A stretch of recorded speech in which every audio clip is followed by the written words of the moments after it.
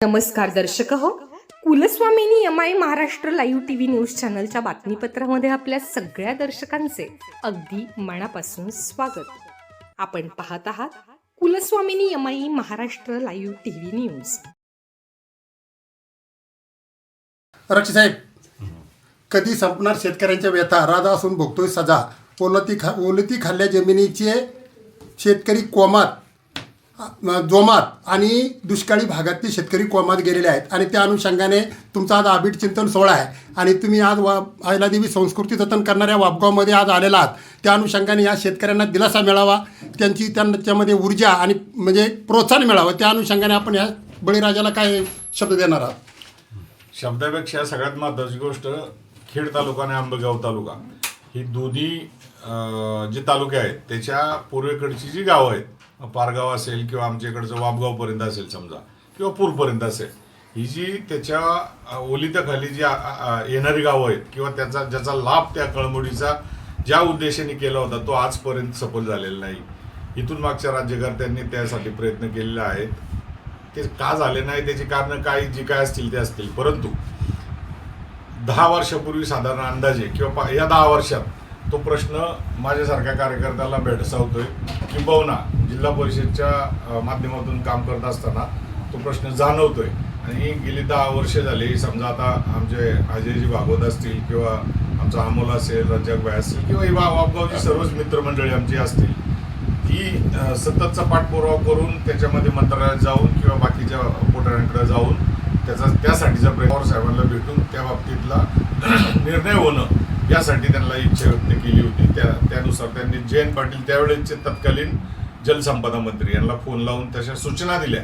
परंतु लाल फितीतलं घोडं कसं असते आपल्याला सगळ्यांना माहिती. परंतु आता योगायोगाने आज वापगावमध्ये येणं झालं आणि इथं पारगावची मंडळी आम्हाला भेटली, म्हणजे आंबेगाव तालुक्यातली आणि आमच्या खेड तालुक्यातील, ह्याच विषयासाठी ती बसली होती. मी योगायोगाने त्यांच्यामध्ये येऊन बसलो.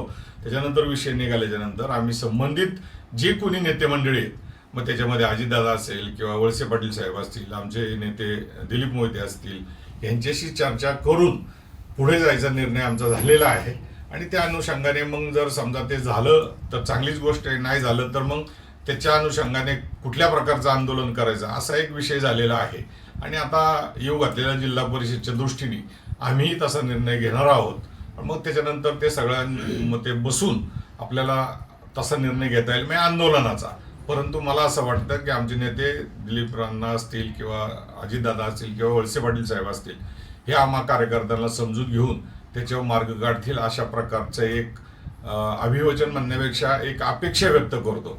आणि त्या अनुषंगाने आम्ही कुठेही कमी पडणार नाही याची ग्वाही देतो. परंतु ह्याचा अर्थ जिल्हा परिषदच्या इलेक्शनला कुणीही लावू नये की जिल्हा परिषद आली म्हणून माझी मिसेसला या ठिकाणी संधी आहे म्हणून मी त्या अनुषंगाने बोलतोय, अशातला कुठलाही त्याचा अर्थ काढू नये. कारण गेली 10 वर्षापूर्वी पासून आम्ही यासाठी प्रयत्न करतोय. त्यावेळेस तर काही इलेक्शन नव्हती किंवा काही नव्हतं. त्याच्यामुळं आमच्या पूर्व भागासाठी जी गावं याच्यामध्ये येतात तर आणि पारगावसाठी, हे सगळ्यांसाठीच किंवा आंबेगाव तालुक्यातली पूर्वपट्ट्यातली जी गावं आहेत त्यांच्यासाठी होणारा हा जो फायदा आहे त्यासाठी आम्ही 100% प्रयत्न करणार आहोत. या निमित्ताने एवढंच सांगू इच्छितो. धन्यवाद. साहेब, तुम्ही आत्ताच सांगितलं राजकारणात नेहमीच काढली जातात उनी धुनी, परंतु ह्या भागाला कधीच मिळलं नाही कलमुडीचं पाणी.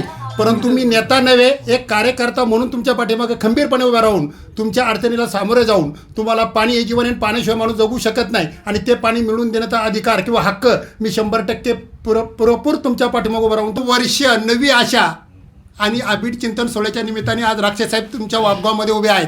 त्या अनुषंगाने आज नेहमीच विकासाला चालना, कारण विकासाचा वारा आणि नवीन चेहरा हा नसून जिल्हा परिषदेच्या माध्यमातून ह्या पूर्व भागामध्ये अनेक सडेतोड कामगिरी करणारे राक्षसाहेब यांनी आज आपल्याकडे आबिट चिंतन सोहळ्याच्या निमित्ताने म्हणजे आलेले आहेत. राजकीय म्हणजे बंधुत्वाच्या नात्याने आणि प्रेमाच्या नात्याने आलेले आहेत. त्या अनुषंगाने आपलं काय सांगायचे त्यांना? बाबा रक्ष असे आहेत, जे काम सांगाल ते आतापर्यंत प्रत्येक लोकांचं ते कामच करत आलेले आहेत आणि जे शब्द देतील ते पूर्ण करतील ही अशी आमची सगळ्यांची भावना आहे. आणि असे 100% सांगतो ते आमच्या पाठीशी कायम उभे आहेत. अण्णा असतील, बाबासाहेब असतील, यांनी आम्हाला जो शब्द दिला, आजूभाऊला, अमोलला, थिटे साहेबांना, आमच्या अण्णांना, हे जे शब्द दिला ते पूर्ण करण्याची जबाबदारी 100% करतील अशी आम्हाला खात्री आहे. ऐका बळीराजा हो, आत्ताच बहिणींनी सांगितलं किती असू या समस्या गंभीर, पण राक्षस साहेब तुमच्या पाठीशी राहणार आहेत खंबीर. आणि पाणी तुम्हाला ह्या 12 गावामध्ये, कारण शेतकऱ्यांनी किती खाब्यात खसतात, त्यांना सापडत नाही प्रगतीचा रस्ता, पण तो रस्ता सापडण्यासाठी आणि किती असू द्या खडतर पर्वत त्याची त्यांना पर्वा नाही, त्यांनी पुढचं पाऊल टाकलं तर ते राक्षसाहेब मागे वळून पाहत नाही. आणि राक्षसाहेब असेच तुम्ही दिलासा देऊन या शेतकरी बांधवांना च्या न्याय हक्कासाठी, कारण आज उन्नती खाल्ला शेतकरी जोमात आहे आणि आज दुष्काळी भागातला शेतकरी कोमात आहे, ह्या कोमातला शेतकरी जोमात आणा ही तुम्हाला तुमच्या आबिड चिंतन सळच्या निमित्तानं हार्दिक शुभेच्छा. जय हिंद, जय महाराष्ट्र. घोडके पत्रकार, महाराष्ट्र लाईव्ह टीव्ही न्यूज.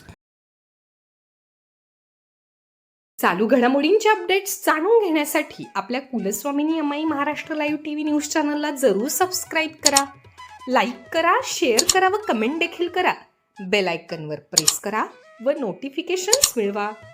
पाहत रहा फक्त कुलस्वामिनी अमाई महाराष्ट्र लाईव्ह टीव्ही न्यूज.